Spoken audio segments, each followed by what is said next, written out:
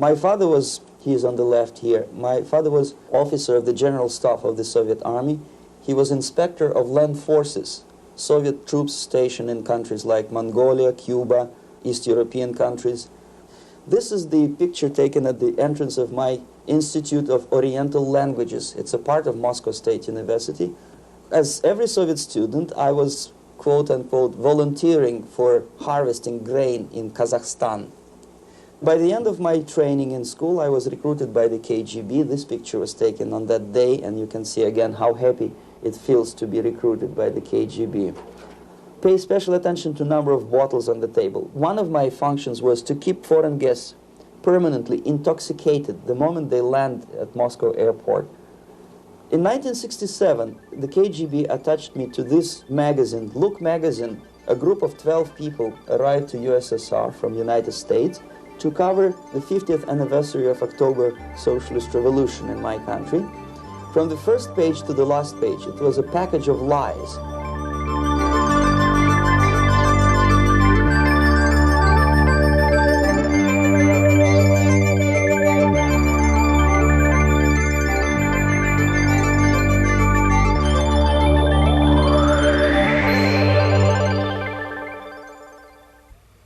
Our conversation is with Mr. Yuri Alexandrovich Bezmenov.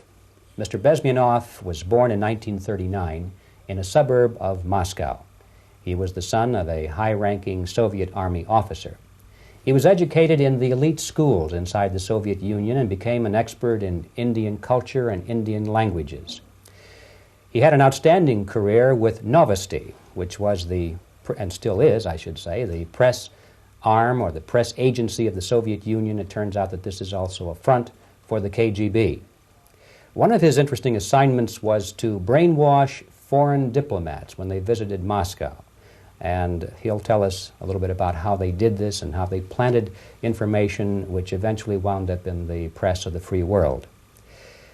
He escaped to the West in 1970 after becoming totally disgusted with the Soviet system, and he did this at great risk to his life. He certainly is one of the world's outstanding experts on the subject of Soviet propaganda and disinformation and active measures. Mr. Bezmenov, I'd like to begin by having you tell us a little bit about some of your childhood memories.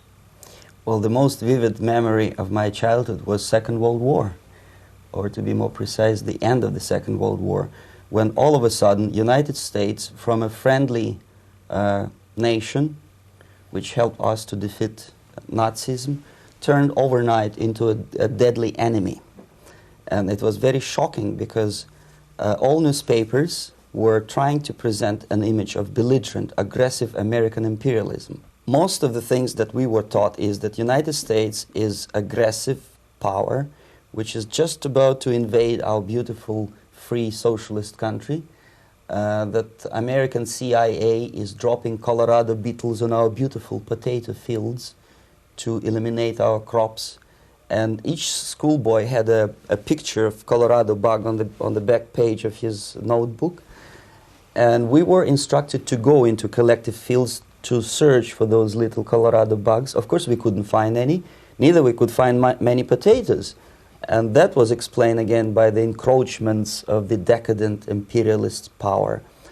The anti-American paranoia, hysteria in the Soviet propaganda was to such of such a higher degree that many less skeptical people or less stubborn would really believe that United States is just about to invade our beautiful motherland, and some secretly hope that it will come true.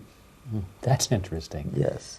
Well, getting back to life inside the Soviet Union or inside communist countries in general, in this country, at the university level primarily, we read and hear that the Soviet system is different from ours, but not that different, and that there is a convergence developing between all of the systems of the world, and that really it doesn't make an awful lot of difference what system you live under because you have corruption and dishonesty and tyranny and all that sort of thing. From your personal experience, what is the difference between life under communism and life in the United States? Well, life is obviously very much different for simple reason that the Soviet Union is a state capitalist economically. It's a state capitalism where an individual has absolutely no rights, no value, his life is nothing, it's just like an insect. He is disposable, whereby in the United States, even the worst criminal is treated as a human being. He has a fair trial, and some of them capitalize on their crimes. They publish their memoirs in their prisons and get handsomely paid by your crazy publishers. The differences, of course, in the daily life are very various, depending on whom we are talking about. In my own private life, I never suffered from communism simply because I was brought up in a family of high-ranking military officer. Most of the doors were open for me.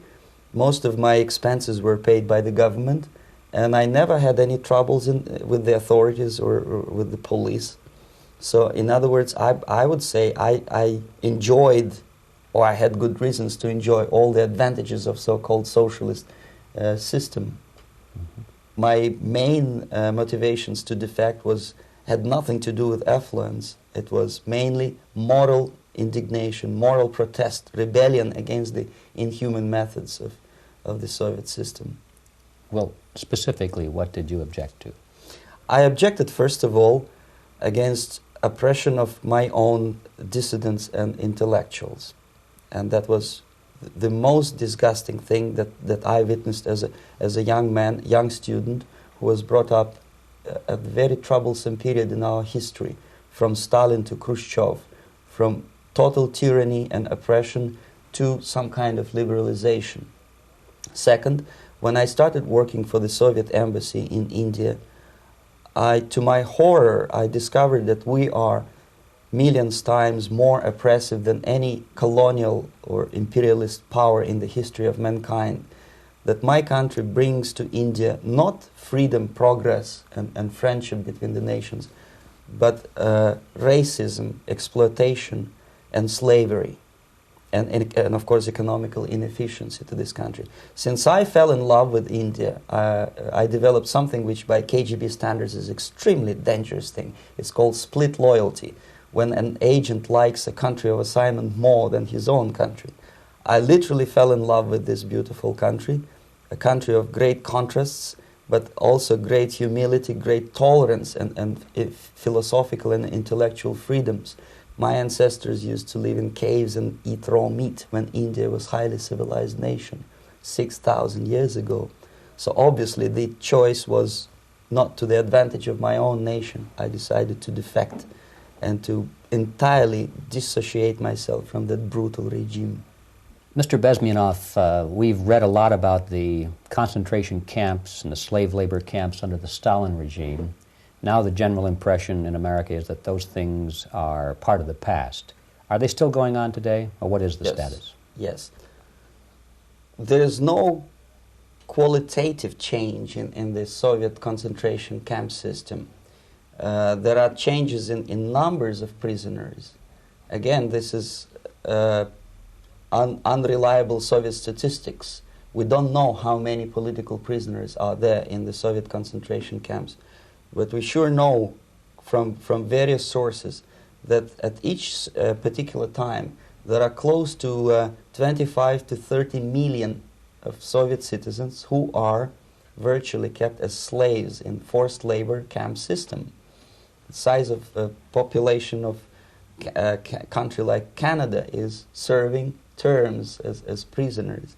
Incredible. So I would say that those intellectuals who try to convince American public that concentration camp system is a thing of a past are either conscientiously misleading public opinion, or they are not very intellectual people.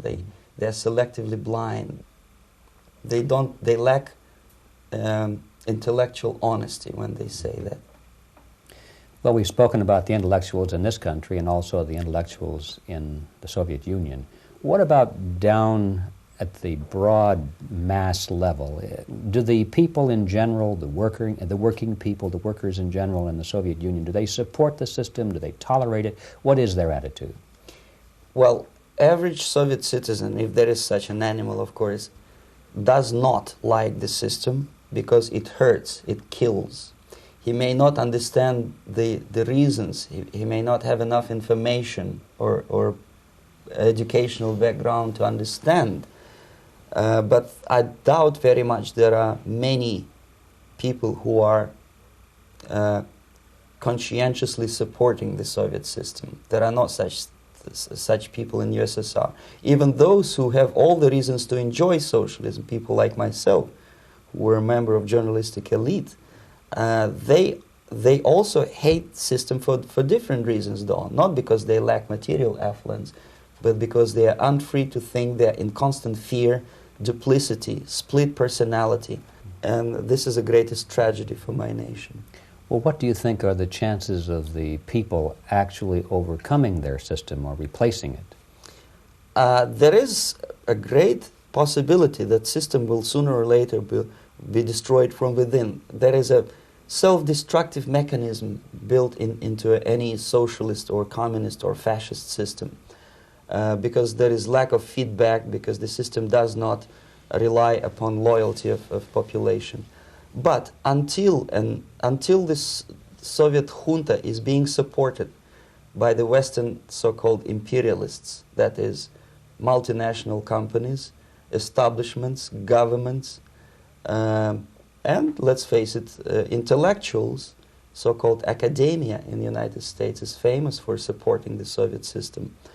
As long as the Soviet junta will keep on receiving credits, money, technology, grain deals, and political recognition from all these traitors of democracy or freedom, there is no hope, there is not much hope for changes in my country, and the system will not collapse by itself simply because it's being nourished by so-called American imperialism. This is the greatest paradox in history of mankind, when capitalist world supports and actively nourishes its own destructor.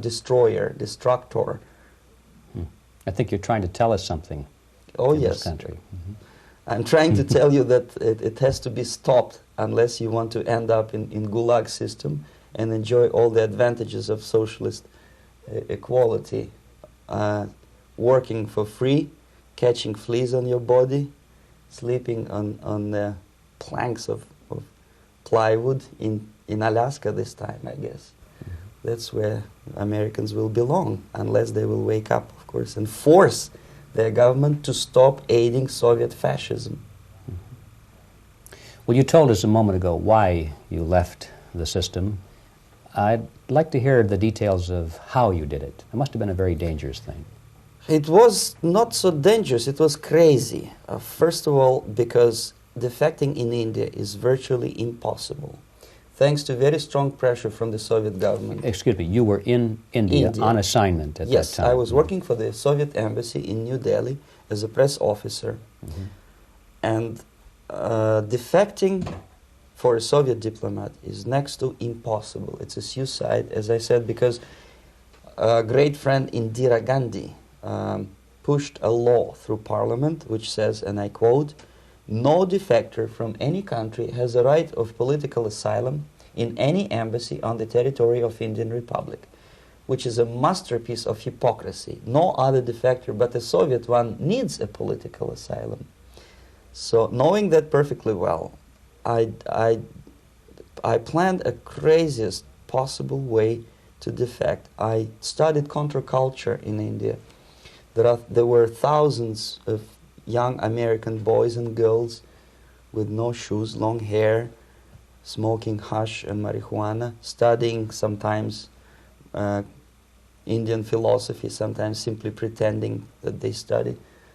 And they greatly annoyed Indian police, and they were laughing stock of Indians because obviously they were good-for-nothing students. I studied carefully where they congregate, what routes they travel, what language they speak, what do they smoke. And one day I simply joined a group of hippies to avoid detection of Indian police. I was dressed as a typical hippie with blue jeans, long kameez shirts, with all kind of nice decorations like beads, long hairs.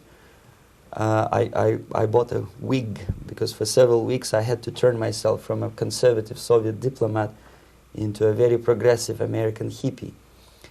And that was the only way that I could avoid detection.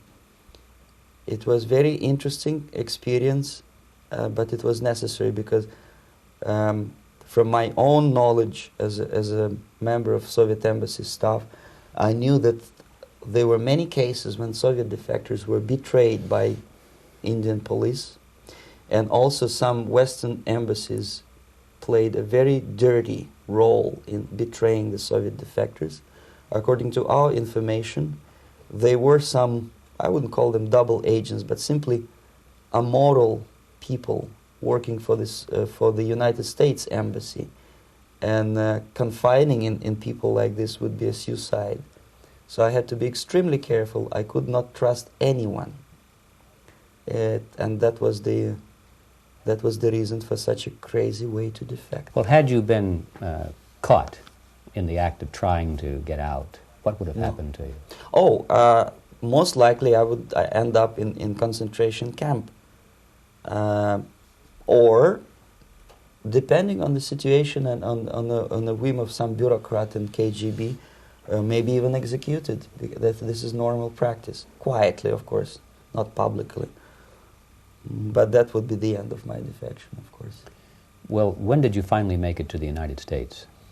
In 1970, after about 6 months of debriefing in Athens by the CIA, and I presume FBI too, they let me go first to Germany, then to Canada. That was my decision. I had to change my identity to protect my family and my friends in USSR. And also I was a little bit paranoid, knowing that both Soviet KGB and probably some double agents within the American system may be after me. So I wanted to settle down as far away as possible. I requested CIA to give me some kind of new identity and just let me go on my own. And I settled in Canada. I was a student. I changed many professions, from farm help and laundry truck driver to language instructor and broadcaster for Canadian Broadcasting Corporations in Montreal.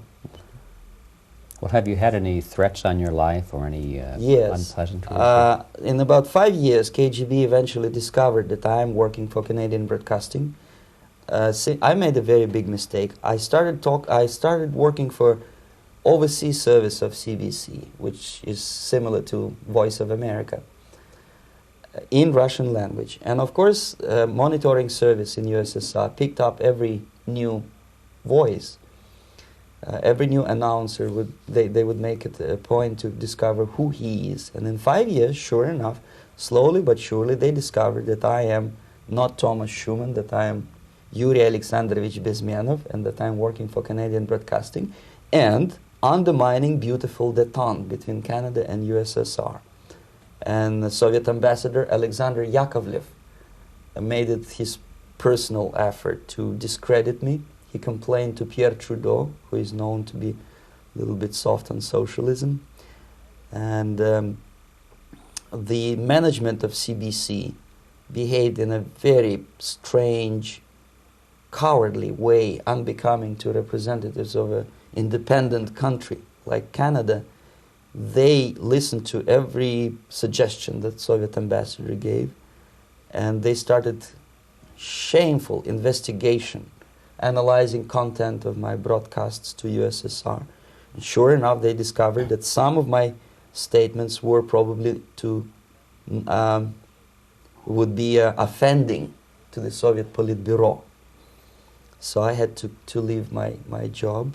And of course, subtle intimidations. They would say something like, please cross the street carefully because, you know, traffic is very heavy in Quebec. And fortunately, I know about the psychology and the logic of activity of the KGB, and I never allowed myself to be intimidated. This is the worst thing. This is what they expect a person, a defector, to be intimidated.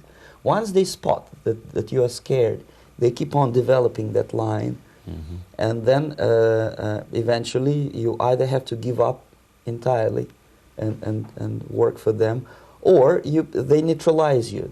They would definitely stop all kind of political activity, which they failed to do in my case, because I was stubbornly working for the Canadian Broadcasting.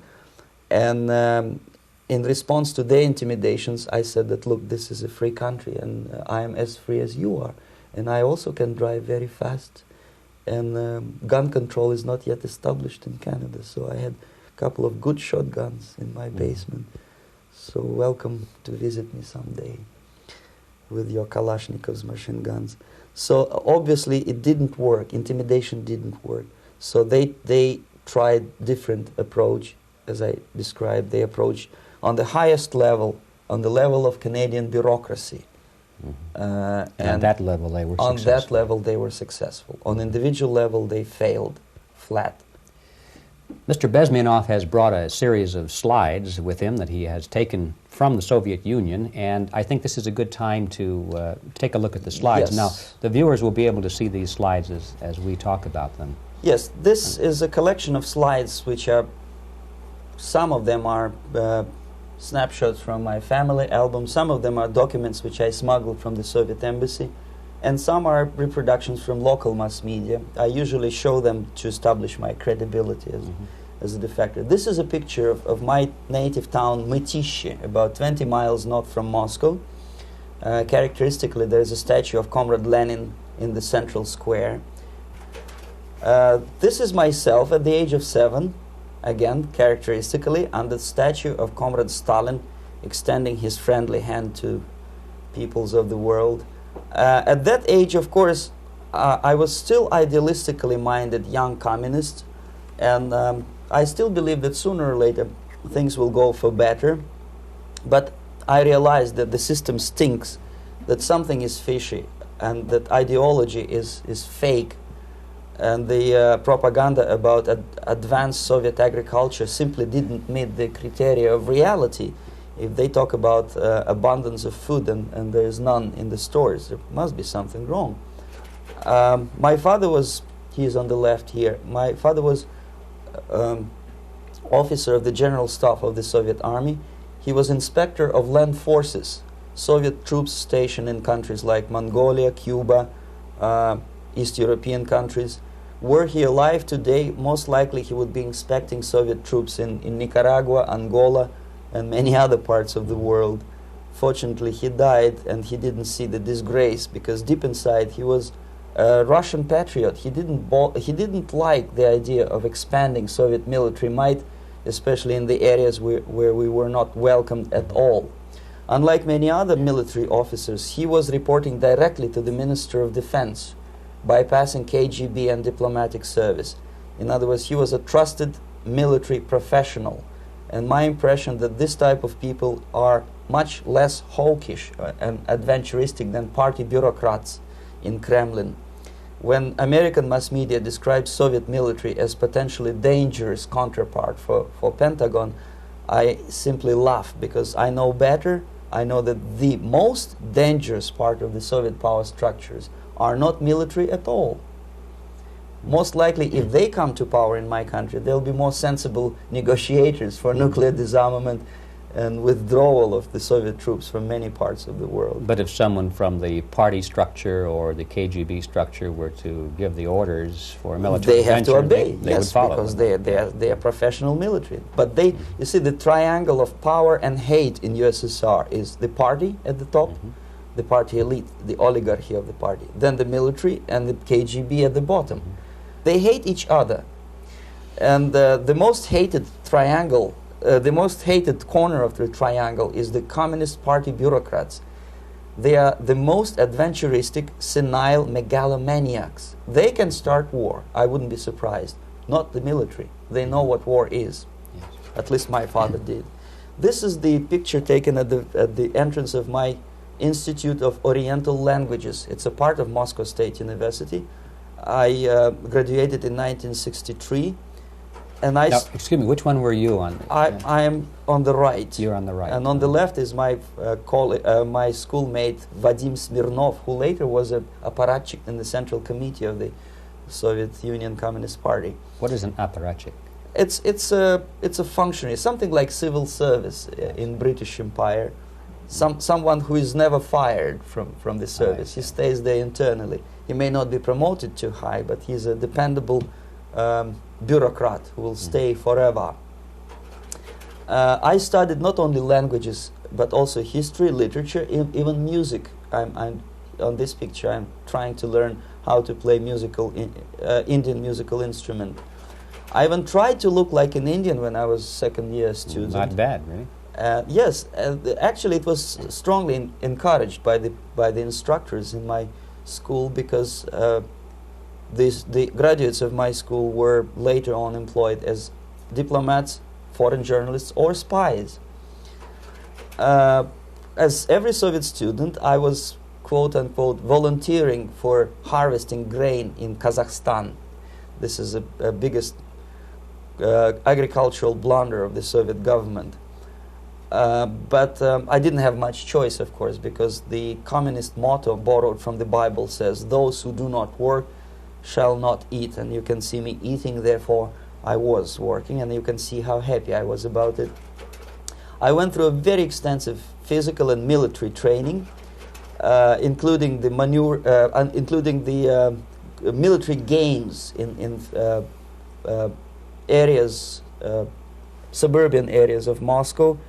And here, for example, we are on a tour in Arkhangelsk area. And by the end of my training in school, I was recruited by the KGB. This picture was taken on that day, and you can see again how happy it feels to be recruited by the KGB. Our conversation with Yuri Alexandrovich Bezmenov, who is a defector from the Soviet Union, a former propaganda agent for Novosti and the KGB, will continue after this message.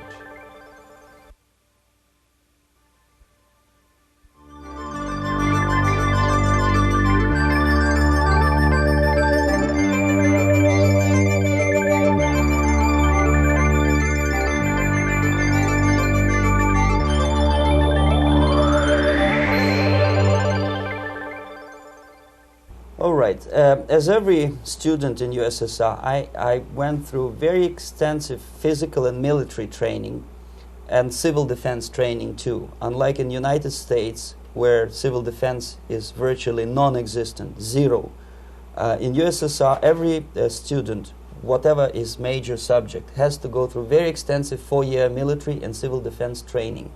You can see me here with a group of students during one of the war games near Moscow. The main idea, of course, is to prepare a huge reserve army of the USSR. Each student has to graduate as a junior lieutenant. In my case, it was administrative and military intelligence service. My first assignment was to India as a translator with the Soviet Economical Aid Group, building refinery complexes in Bihar state and Gujarat state.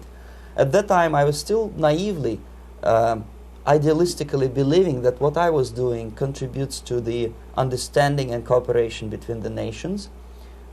It took me quite a number of years to realize that what we were bringing to India was a new type of colonialism, 1,000 times more oppressive and exploitative than any colonialism or imperialism in history of mankind. But at that time, I was still hoping that, well, maybe it's not that bad, could be worse, and things may go for better.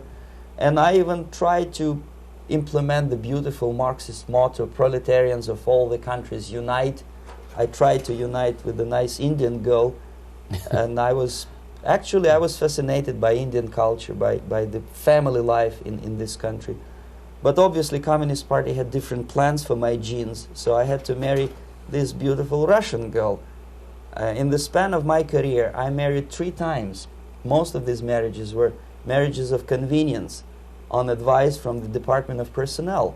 This is normal practice in USSR. When a Soviet citizen is assigned to a foreign job, he has to be married, either to keep family in USSR as hostages, or, if it's a convenience marriage like mine, so that the husband and wife are virtually informers on each other to prevent defection or contamination by decadent imperialist or capitalist ideas. In my case, I hated that girl so much that the moment I landed in Moscow, we were divorced, and I married later, second time. By the end of my first assignment in India, I was promoted to the position of public relation officer. You can see me here translating a speech by a Soviet boss. And you're on the right. I'm on the right here, yes. And it was, the occasion was commissioning of the refinery complex in Bihar, Barauni. Back in Moscow, I was immediately recruited by Novosti Press Agency, which is a propaganda and ideological subversion front for the KGB. 75% of the members of the Novosti are commissioned officers of the KGB. The other 25 are, like myself, co-opted agents who are assigned to specific operations. In this particular case, you can see me talking to students of Lumumba Friendship University in Moscow. This is a huge school under the direct control of the KGB and Central Committee, where future leaders of the so-called national liberation movements are being educated and selected carefully. And some of them have absolutely, this, for example, is a group of students from Lumumba. They don't look like students at all. They look more like military, and that's exactly what they were. They were dispatched back to their countries to be leaders of the so-called national liberation movements, or to be translated into normal human language, leaders of international terrorist groups. Another area of activity when I was working for the Novosti was to accompany groups of so-called progressive intellectuals, writers, journalists, publishers, teachers, professors of colleges. You can see me here in Kremlin. I'm second on the left, with a group of Pakistani and Indian intellectuals. Most of them pretended they don't understand that we are actually working on behalf of the Soviet government and the KGB. They pretended that they are actually being guests, VIP intellectuals, that they are treated according to their merits and their intellectual abilities. For us, they were just a bunch of political prostitutes to be taken advantage for various propaganda operations.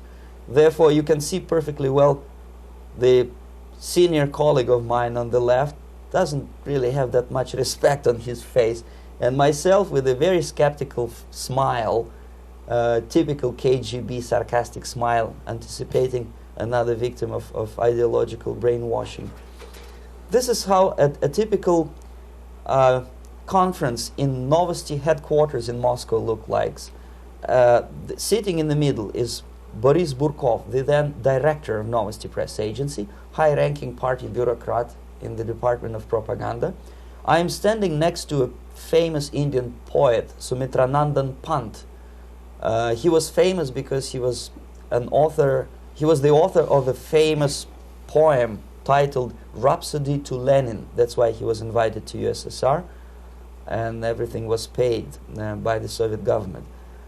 Pay special attention to number of bottles on the table. This is one of the ways to kill the awareness or curiosity of foreign journalists. One of my functions was to keep foreign guests permanently intoxicated the moment they land at Moscow airport.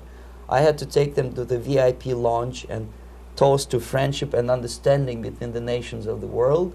Glass of vodka, then a second glass of vodka. And in no time, my guests would be feeling very happy. They would see everything in kind of pink, nice color. And that's the way I had to keep them permanently for the next 15 or 20 days. At a certain point in time, I had to withdraw alcohol from them so that some of them, who are the most recruitable, would feel a little bit shaky, guilty, trying to remember what they were talking last night.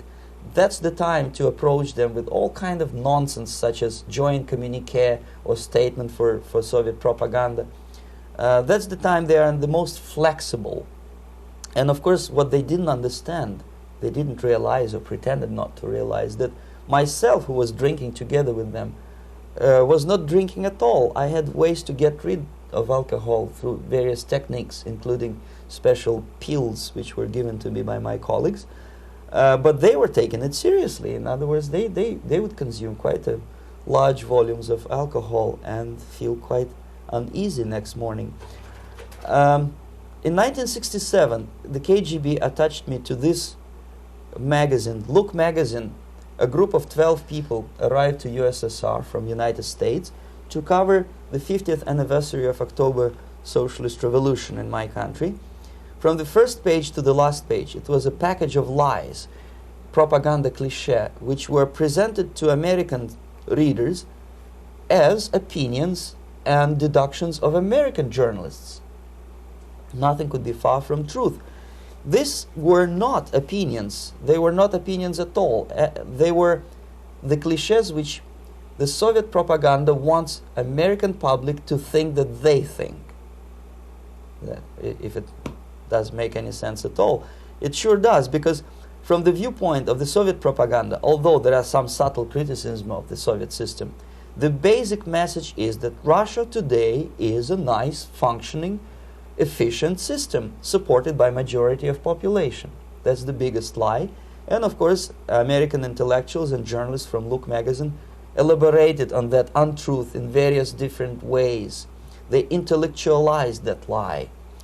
They found all kinds of justifications for telling lies to American public. Excuse me, it was partly your job to make sure that they got these ideas, yes, and accepted them as their own ideas. Right. Actually, even before they arrived to USSR, and they paid astronomical sum of money for that visit, they were submitted, this Novosti Press Agency developed so-called backgrounders, 20-25 pages of information and opinions which were presented to the journalists even before they bought their tickets to Moscow.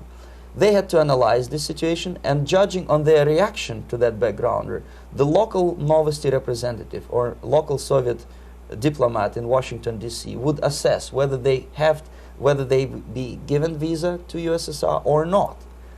So but they were selected ahead of time. Oh yes, they were pre-selected very carefully, and there is not much chance for honest journalists to arrive to USSR and to stay there for 1 year and to bring this package of lies back home. This, for example, is a centerfold of the Look magazine. They presented this monument erected by Communist Party in Stalingrad as the symbol, personification of Russian military might.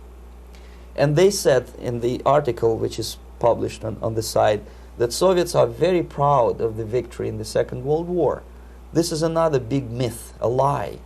No sensible people would be proud to lose 20 millions of their countrymen in a war which was started by Genoese Hitler and Comrade Stalin and paid by American multinationals. Most of the Soviet citizens look at this type of monuments with disgust and sorrow, because every family lost father, brother, sister, or child in the Second World War. Yet American journalists who were trying to appease, to please their hosts, presented this picture on the centerfold as the symbol and personification of Soviet national, they call it Russian national spirit. And it was greatest misconception and a very tragic misunderstanding. Of course, Look magazine was not distributed in USSR. The main audience was in United States. But I presume that many Americans, millions of Americans who were reading Look magazine at that time, had absolutely wrong idea about the sentiments of my nation, about what the Soviets are proud of and what they hate. This is a group, you see the same lady with the sword in Stalingrad. This is the group of journalists. Myself is in the center with the same devilish smile. And Mr. Philip Harrington is on the extreme left there with his camera. This is the gentleman which was so deaf or so uninterested in what I had to say to him. This is the same picture, a blow-up of the same picture. Many guests from various countries, in this particular case from Asia and Africa, were taken by me as a Novosti Press Agency employee for a tour across Siberia, for example. We would show them typical kindergarten, you see, nothing special by American standards, just nice children sitting, eating their breakfast or lunch. What they could not understand, or they pretended not to understand, that this is an exemplary kindergarten. This is not the kindergarten for average person or average family in USSR. And we maintain that illusion in their minds. You can see myself under the red spot in the middle there, with the same business-like expression. I'm doing my job. That's what I'm assigned to do, and that's what I was paid to do. But deep inside, I still hope that at least some of these useful idiots would understand that what they are looking at has nothing to do with the level of affluence in my nation. This is a better picture which reflects the true spirit of the Soviet childhood. This picture was printed in a Canadian government publication by mistake. In the middle, you can see children playing on a small courtyard, and the caption goes, "This is a typical kindergarten in Siberia." What these idiots didn't understand, that it is not kindergarten at all. It is a prison for children of political prisoners.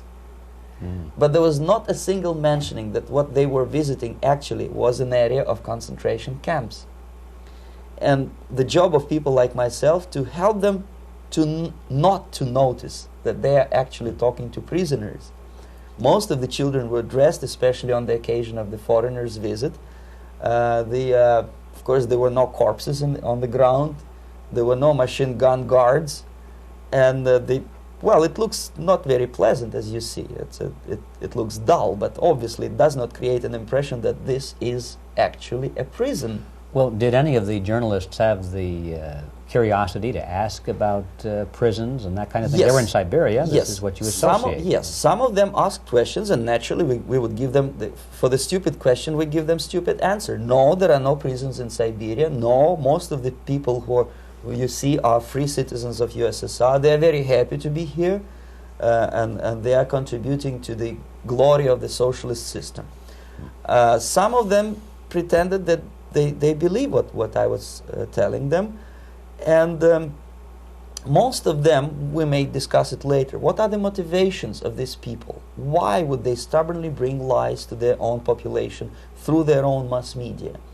I have various answers to this. There is not a single explanation. It's a complex of explanations.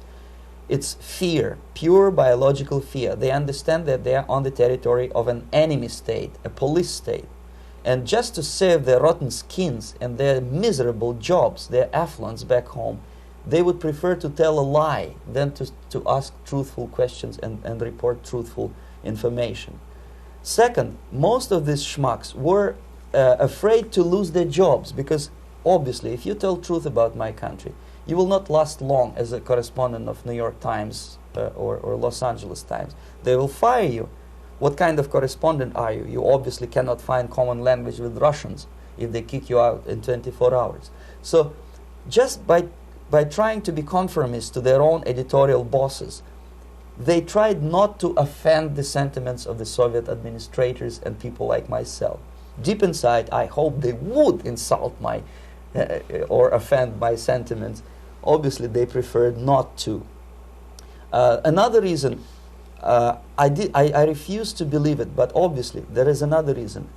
Obviously, it's a greed. These people earn a lot of money. When they come back to USA, they claim that they are experts on my country. They write books which sells in million copies, titled like Russians, The Truth About Russia. Most of it is lie about Russia. Yet they claim to be Sovietologists. They play back myth about my country, the propaganda cliches. Yet they stubbornly resist the word of truth.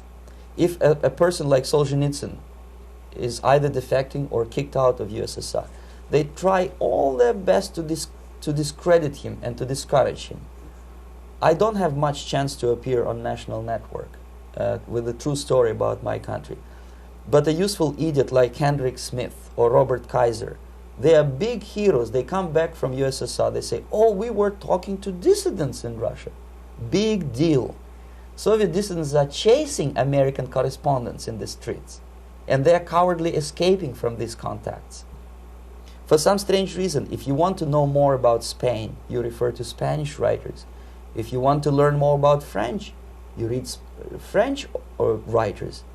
Even about Antarctica, I bet you would read Penguins. Only about the Soviet Union, for some strange reason, you read Hendricks and Schmendricks and all kind of Kissingers, because they claim that they know more about my country. They know nothing, or next to nothing, or they pretend that they know more than they actually do.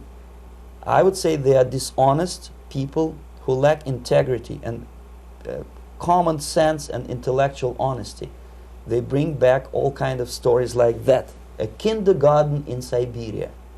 Omitting the most important fact, it's a prison for children of political prisoners.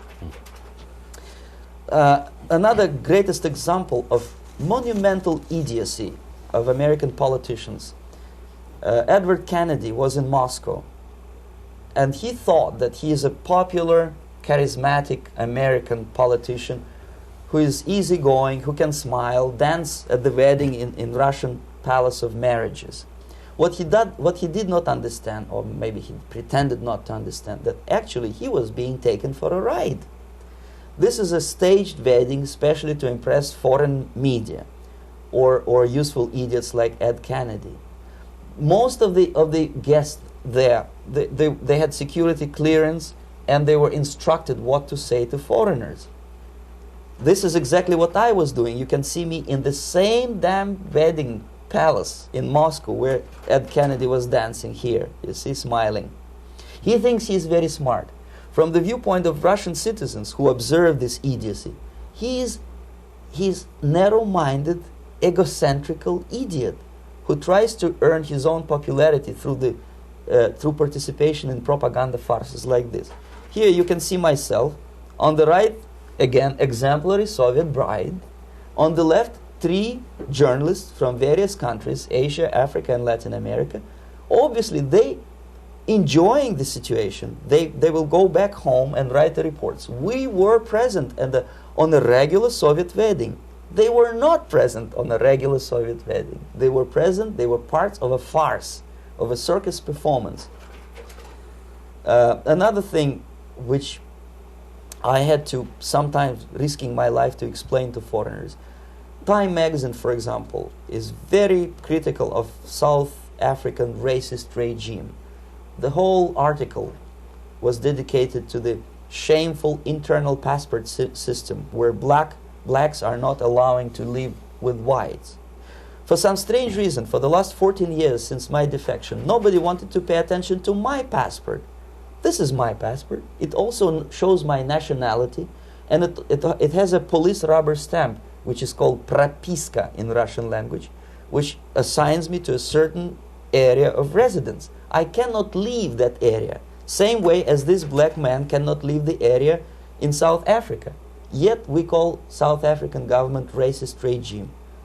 Not a single Jane Schmonda or Fonda is brave enough, courageous enough to come to media and say, look, this is what happens in USSR. I send a copy of my passport to many American liberals and civil rights defenders and all the other useful idiots. They never bothered to answer me back.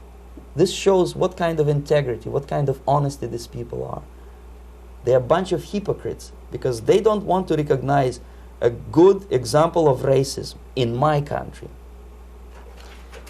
This is the first stage of befriending a professor. You can see myself on the left with the same James Bond smile.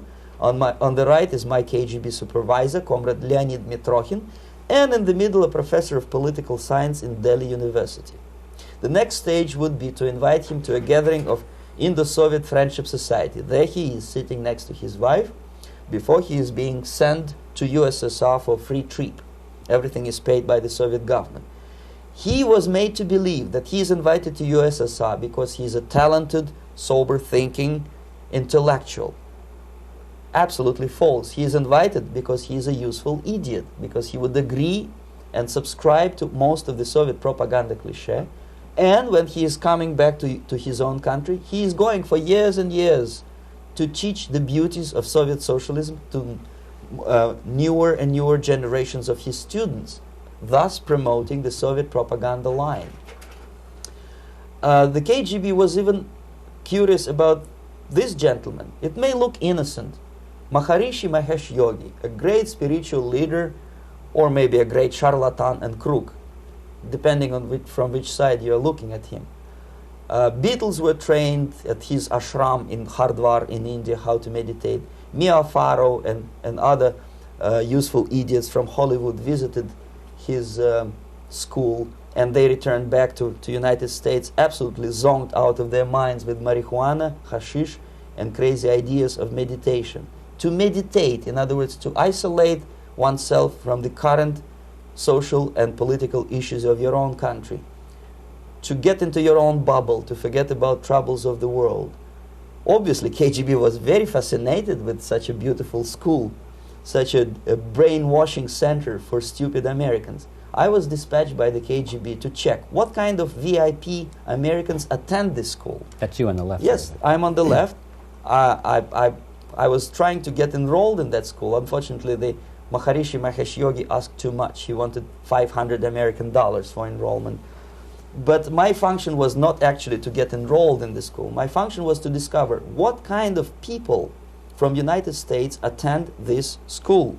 And we discovered that, yes, there are some influential members of family,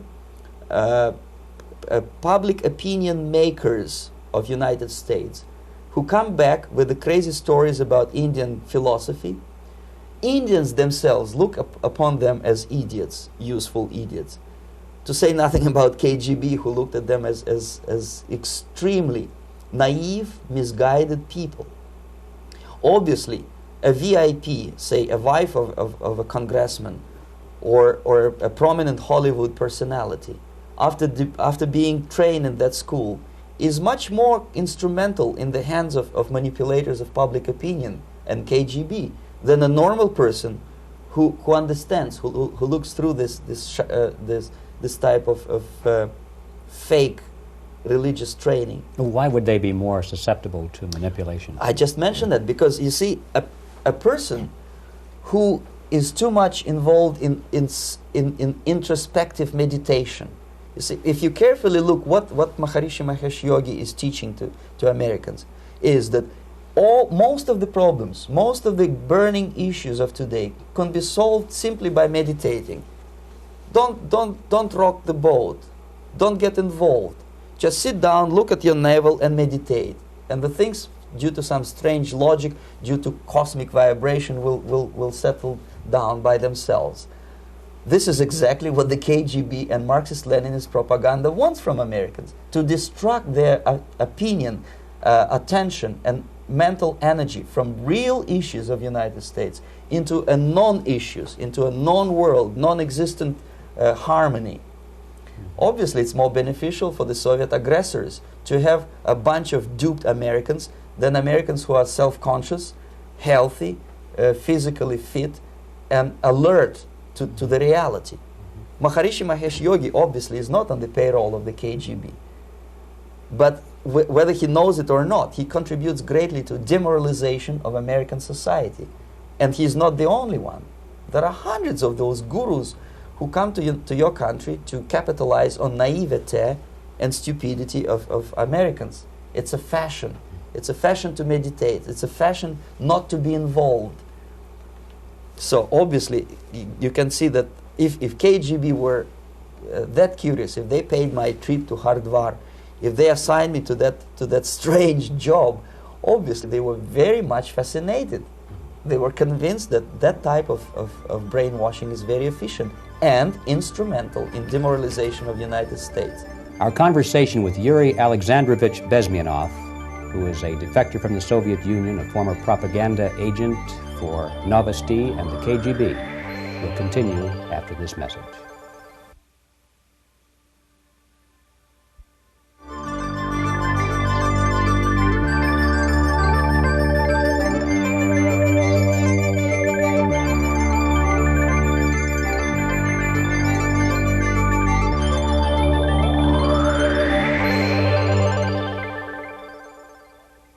This picture shows the part of the building of USSR embassy, and my supervisors. On the left is Comrade Mehdi, an Indian communist, and on the right, Comrade Mitrokhin, my supervisors in the secret department of research and counter-propaganda. It has nothing to do with either research or counter-propaganda. Most of the activity of that department was to compile huge volume of information on individuals who were instrumental in creating public opinion. Publishers, editors, journalists, actors, educationalists, professors of political science, members of parliament, representatives of business circles. Most of these people were divided roughly in two groups. Those who would toe the Soviet foreign policy, they would be promoted to the positions of power through media and public opinion manipulation. Those who refused the Soviet influence in their own country would be character assassinated or executed physically come revolution. Same way as in the small town of Hue in South Vietnam, several thousands of Vietnamese were executed in one night when the city was captured by Viet Cong for only 2 days. And American CIA could never figure out how could possibly communists know each individual, where he lives, where to get him, and would be arrested in one night, basically in some 4 hours before dawn, put on a van, taken out of the city limits and shot. The answer is very simple. Long before communists occupied the city, there was extensive network of informers, local Vietnamese citizens, who knew absolutely everything about people who are instrumental in public opinion, including barbers and taxi drivers. Everyone who was sympathetic to the United States was executed. Same thing was done under the guidance of the Soviet embassy in Hanoi, and same thing I was doing in New Delhi. To my horror, I discovered that in the files where people were doomed to execution, there were names of pro-Soviet journalists with whom I was personally friendly. Pro-Soviet? Yes. They were idealistically minded leftists who made several visits to USSR, and yet the KGB decided that come revolution or drastic changes in political structure of India, they will have to go. Why is that? Because they know too much. Simply because, you see, the useful idiots, the leftists who are idealistically believing in the beauty of Soviet socialist or communist or whatever system, when they get disillusioned, they become the worst enemies. That's why my KGB instructors specifically made the point, never bother with leftists. Forget about these political prostitutes. Aim higher. This was my instruction. Try to get into large circulation, established conservative media. Rich, filthy rich movie makers, intellectuals, so-called academic circles. Cynical, egocentric people who can look into your eyes with angelic expression and tell you a lie. These are the most recruitable people, people who lack moral principles, who are either too greedy or too suffer from self-importance. They feel that they matter a lot. These are the people who KGB wanted very much to recruit. But to eliminate the others, to execute the others, don't they serve some purpose? Wouldn't they be the ones they rely on? They serve purpose only at the stage of destabilization of a nation. For example, your leftists in the United States, all these professors and all these beautiful civil rights defenders, they are instrumental in the process of the subversion only to destabilize the nation. When their job is completed, they are not needed anymore. They know too much. Some of them, when they get disillusioned, when they see that Marxist-Leninists come to power, obviously they get offended. They think that they will come to power. That will never happen, of course. They will be lined up against the wall and shot.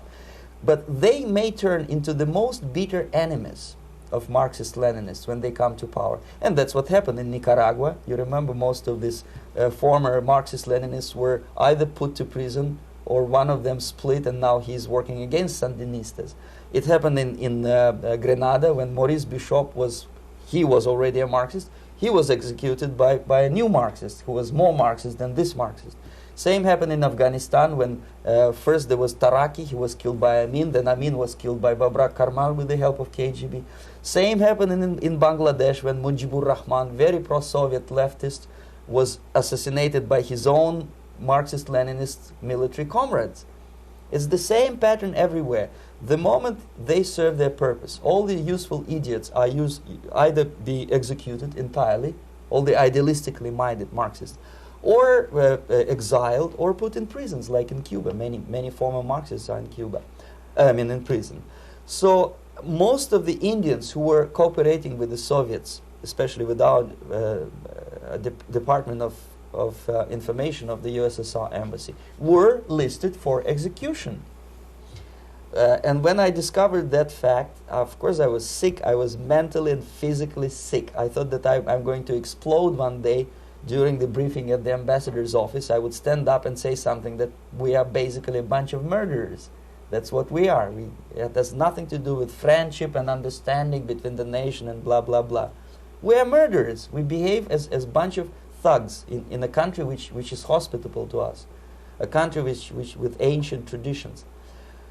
But I did not defect. I tried to get the message across. To my horror, nobody wanted even to listen, least of all to believe what I had to say. And I tried all kinds of tricks. I would leak information through letters or lost documents or something like that. And still I got no message. The message was not published, even in the conservative mass media of India. The immediate impulse to defect was Bangladesh crisis, which was described by American correspondents as Islamic grassroots revolution, which is absolute baloney. There was nothing to do with Islam, and there was no grassroots revolution. Actually, there are no grassroots revolutions, period. Any revolution is a byproduct of a highly organized group of conscientious and professional organizers, but has nothing to do with grassroots. In Bangladesh, it was nothing with grassroots. Most of the Awami League party members, Awami League means People's Party, were trained in Moscow in the high party school. Most of the Mukti Fauj leaders, Mukti Fauj in Bengali means People's Army, same as SWAPO and all kind of liberation armies all over the world, the same bunch of useful idiots. They were trained at Lumumba University and various centers of the KGB in Simferopol, in Crimea, and in Tashkent. So when I saw that Indian territory is being used as a jumping board to destroy East Pakistan, I saw myself thousands of so-called students traveling through India to East Pakistan, through the territory of India, and Indian government pretended not to see what's going on. They knew perfectly well, the Indian police knew it, the intelligence department of the Indian government knew it, the KGB of course knew it, and the CIA knew it. That was most infuriating, because when I defected and I explained to the CIA debriefers they should watch out because East Pakistan is going to erupt any moment, they said I was reading too many James Bond novels. Anyway, so East Pakistan was doomed. One of my colleagues in the Soviet consulate in Calcutta, when he was dead drunk, he ventured into the basement to relieve himself, and he found big boxes which said printed matter to Dhaka University. Dhaka is the capital of East Pakistan. And since he was drunk and curious, he opened one of the boxes and he discovered not printed matter. He discovered Kalashnikov guns and ammunition in there. Anyway, it's a long story. When I saw the preparations for the invasion into East Pakistan, obviously I wanted to defect immediately. The only thing I couldn't at that time make up my mind when and where and how. One of the reasons, of course, you see, I was in love with India. I mentioned that before. I spoke the languages. I socialized with people. And I understood that I had to act fast unless I want this beautiful country to be permanently and irreparably damaged by our presence. One of the reasons not to defect was, as you can see, I was living in relative affluence. Who the hell in the normal mind would defect and do what? To be abused by your media, to be called McCarthyist and fascist and paranoid, or to drive a taxi in New York City? What for? What the hell for should I defect? To be abused by Americans, to be insulted in exchange for my effort to bring the truthful information about impending danger of subversion. As you can see, I was living in quite a comfortable conditions next to swimming pool, where Indians were not allowed, by the way. I was highly paid expert in propaganda. I had my family. I was respected by my nation. My career was cloudless. The third reason, how to defect with the family. To defect with the baby and the wife would be virtual suicide, because according to law, that hypocritical law which I quoted before, the Indian police will have to hand me over back to the KGB, and that will be the end of my defection and probably my life. Again, I cannot smuggle my wife because she was not quite sure what I was doing. She was not that idealistically involved, and she was definitely not in the total picture of what I was doing for the KGB. She would be shocked if I put her in my van and drive her to the American embassy or elsewhere. That would be a greatest danger. So again, I had to defect in such a way that my defection would look as simple disappearance. And there were many cases like that when the Soviet agents simply disappeared, either killed in action or, thanks to their curiosity and their close contacts with radicals, some of them were killed by the Marxists, by the way. It happened in many African countries when the Soviet KGB were killed by Africans themselves. Not because they hated Marxism-Leninism, but because they were simply trigger-happy bunch of unruly characters. If you give them a machine gun, they will shoot. And some of the Soviets obviously were not careful enough to protect themselves, and they got into embarrassing situations when they were shot at the crossfire between factions of so-called liberation movements. Anyway, so I decided, as I said, to study the counterculture. I decided this probably would be the best way to disappear. I socialized with characters like this. On the left, you see, he's a barefoot American hippie. It took me quite a long time to study exactly what they were doing and how to mix with them. But eventually I did it. Most of Indian newspapers carried my picture and promise of 2,000 rupees for information about my whereabouts. But they were looking for the wrong person, because they obviously tried to stop a young Soviet diplomat in white shirt and tie, and this is how I looked at the time of defection. Nobody could possibly think that a Soviet diplomat would be as crazy as to join a bunch of hippies. That's you. Yes, travel India and smoke hash. So I made it literally almost like a Hollywood-style detective story.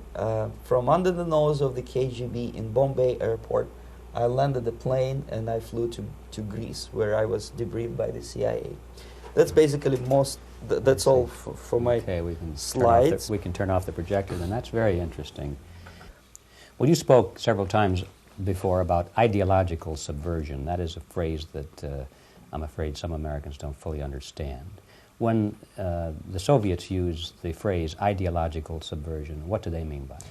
Ideological subversion is the process which is legitimate, overt, and open. You can see it with your own eyes. All you have to do, all American mass media has to do, is to unplug their bananas from their ears, open up their eyes, and they can see it. There is no mystery. There is nothing to do with espionage. I know that espionage intelligence gathering looks more romantic. It sells more deodorants through the advertising, probably. That's why your Hollywood producers are so crazy about James Bond type of thrillers. But in reality, the main emphasis of the KGB is not in the area of intelligence at all. According to my opinion and opinion of many defectors of my caliber, only about 15% of time, money, and manpower is spent on espionage as such. The other 85% is a slow process which we call either ideological subversion or active measures, активные мероприятия in the language of the KGB, or psychological warfare. What it basically means is to change the perception of reality of every American to such an extent that despite of the abundance of information, no one is able to come to sensible conclusions in the interests of defending themselves, their families, their community, and their country.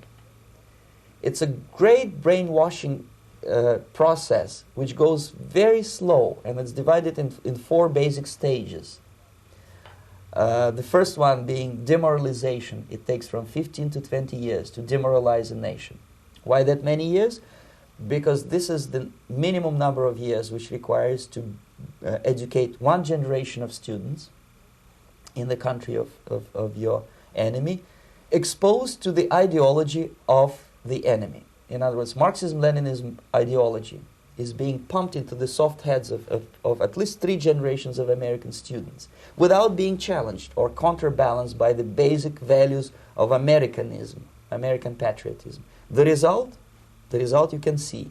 Most of the people who graduated in the 60s, dropouts or half-baked intellectuals, are now occupying the positions of power in the government, civil service, business, mass media, educational system.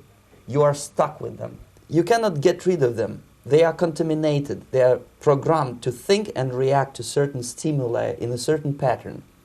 You cannot change their mind, even if you expose them to authentic information, even if you prove that white is white and black is black. You still cannot change the basic perception and the logic of behavior.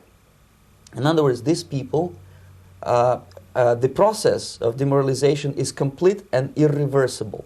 To get rid of society of these people, you need another 20 or 15 years to educate a new generation of patriotically minded and common sense people who would be acting in favor and in the interests of the United States society.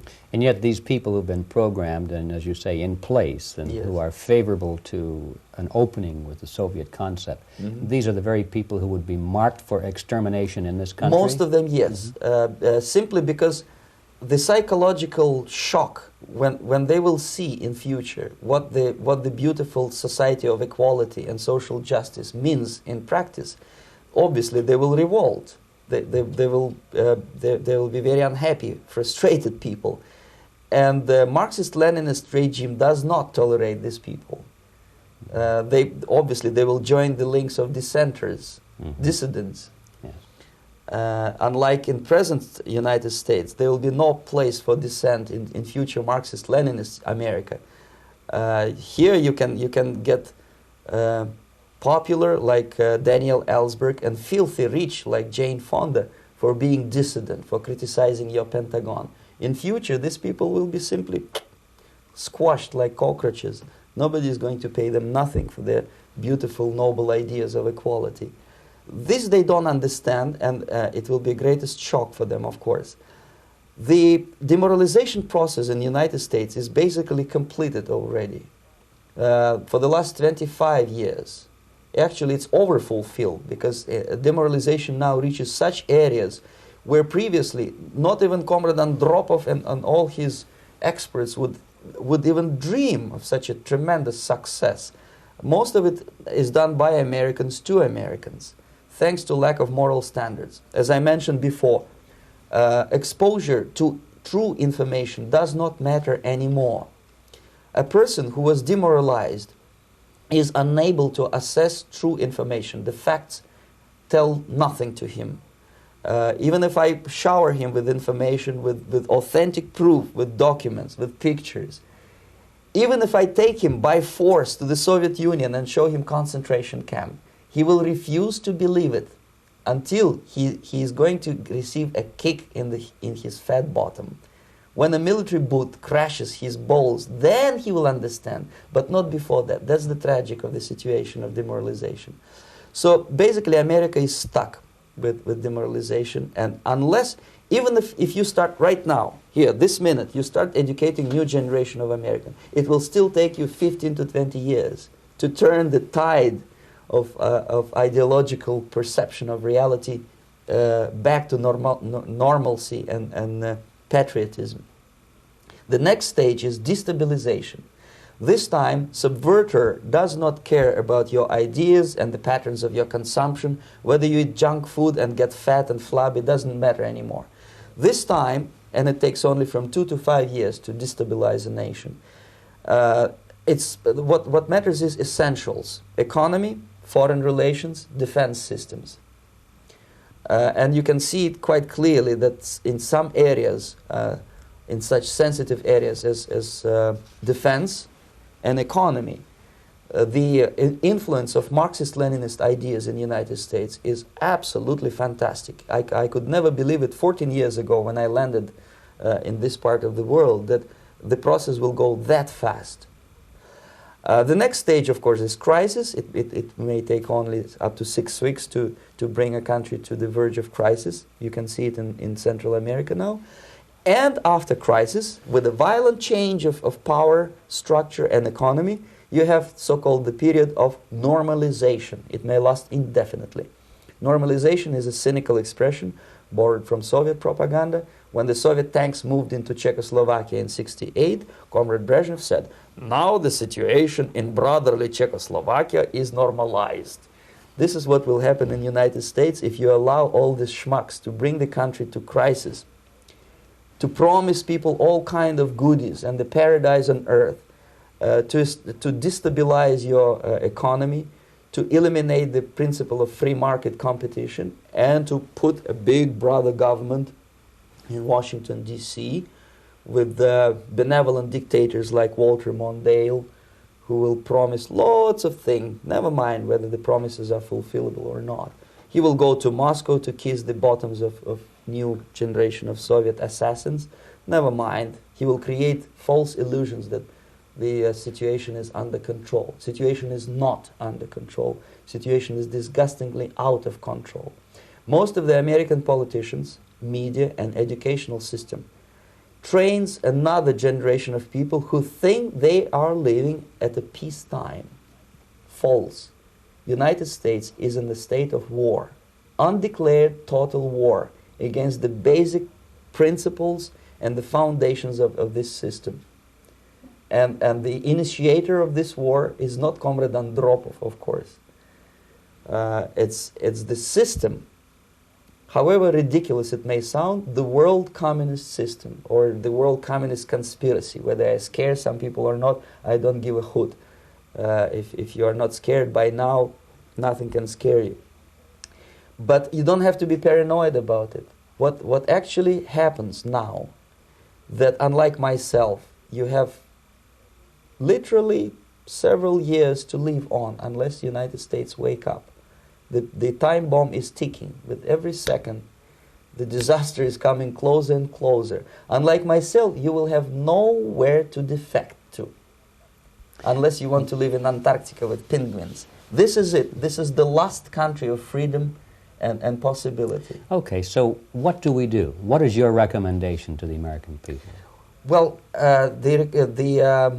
the immediate thing that comes to my mind is, of course, there must be a very strong national effort to educate people in the spirit of real patriotism, number one. Number two, to explain them the real danger of socialist, communist, whatever, welfare state, big brother government.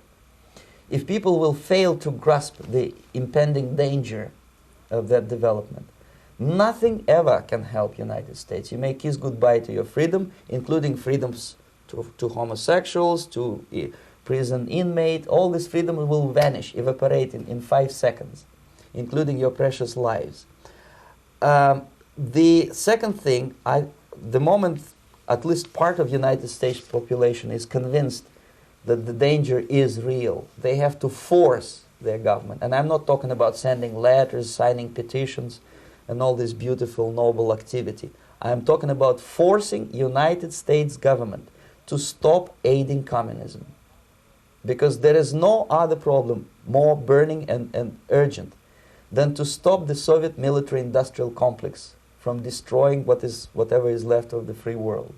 And it is very easy to do. No credits, no technology, no money, no political or diplomatic recognition, and of course no such idiocy as grain deals to USSR. The Soviet people, 270 millions of Soviets, will be eternally thankful to you if you stop aiding a bunch of murderers who sit now in Kremlin and whom President Reagan respectfully calls government. They do not govern anything, least of all such complexity as the Soviet economy. So basic, two very simple, maybe too simplistic answers or solutions, but nevertheless they are the only solutions. Educate yourself. Understand what's going on around you. You are not living at the time of peace. You are in a state of war. And you have precious little time to save yourself. You don't have much time, especially if you are talking about young generation. There's not much time left for convulsions and sexual masturbation to the beautiful disco music. Very soon it will go, just overnight. If we are talking about capitalists or wealthy businessmen, I think they are selling the rope on which they will hang very soon. If they don't stop, if they cannot curb their unsettled desire for profit, and if they keep on trading with the monster of the Soviet communism, they are going to hang very soon. And they will pray to be killed, but unfortunately they will be sent to Alaska probably to manage industry of slaves. It's simplistic. I know it sounds unpleasant. I know Americans don't like to listen to things which are unpleasant. But I have defected not to tell you the stories about such idiocy as microfilm, James Bond type espionage. This is garbage. You don't need any espionage anymore. I have come to talk about survival. It's a question of survival of this system. You may ask me, what is it in for me? Survival, obviously, because unlike, as I said, I am now in your boat. If we sing together, we'll sing beautifully together. There is no other place on this planet to defect to.